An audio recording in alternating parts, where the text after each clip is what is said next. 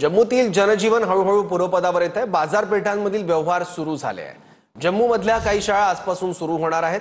सीमारेषेपासून जवळ असणाऱ्या शाळा कॉलेज पुढील आदेशापर्यंत बंद असतील। रात्री जम्मूच्या सांबामध्ये काही ड्रोन आढळून आले होते।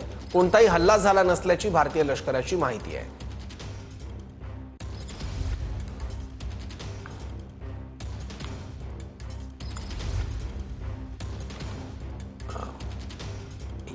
याबद्दल आणखी माहिती घेण्यासाठी थेट जम्मूमधून आपले प्रतिनिधी कृष्णा सोनारवाडकर आपल्या सोबत आहेत। त्याचबरोबर प्रदीप कापसे सुद्धा आपल्या सोबत आहेत आणि जैसलमेरमधून गिरीश गायकवाड सुद्धा आपल्या भागात आहेत। सीमावर्ती भागातून तिन्ही रिपोर्टर आपल्या सोबत आहेत। सगळ्यात आधी आपण कृष्णाकडे जाऊयात। कृष्णा, काय स्थिती आहे आता जम्मूमध्ये? सर्वप्रथम पाहतो की भारत पाकिस्तान युद्धाला पूर्णविराम मिळाल्यानंतर सगळीकडचं जनजीवन जे आहे ते पूर्वपदावरती येताना पाहायला मिळते। ज्या शहरांना, ज्या राज्यांना पाकिस्तानने टार्गेट केलेलं होतं, जिथे सर्वाधिक हल्ले झालेले होते, तिथली सगळी शहरे जी आहेत ती आता पूर्वपदावरती येत आहेत।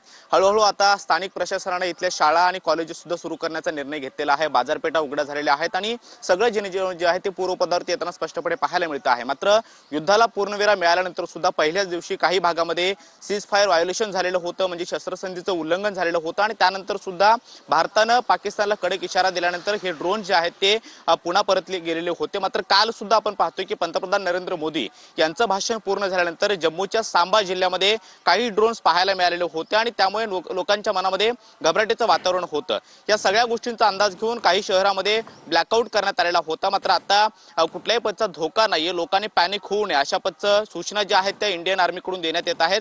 जरी ड्रोन दिसलेले असले तरी मात्र कुठेही हल्ला झाला नसल्याची माहिती सुद्धा लष्कराच्या वतीने देण्यात आलेली आहे। मात्र आता जम्मू मधली परिस्थिती जी आहे ती पूर्वपदावरती येताना पाहायला मिळते। मात्र जास्त करून बॉर्डरच्या अगदी नजीकची जी गावं आहेत, शहर आहेत, त्या शहराच्या मध्ये लोकांच्या मनामध्ये अजून सुद्धा घबराटीचं वातावरण आहे आणि तिथल्या शाळा कॉलेज आहेत ती सुद्धा काही दिवस पुढचे बंद ठेवण्याचा निर्णय स्थानिक प्रशासनाने घेतलेला आहे। मात्र सगळीकडचं वातावरण हळूहळू पूर्वपदावरती येताना पाहायला मिळत आहे। बरोबर कृष्णा, तू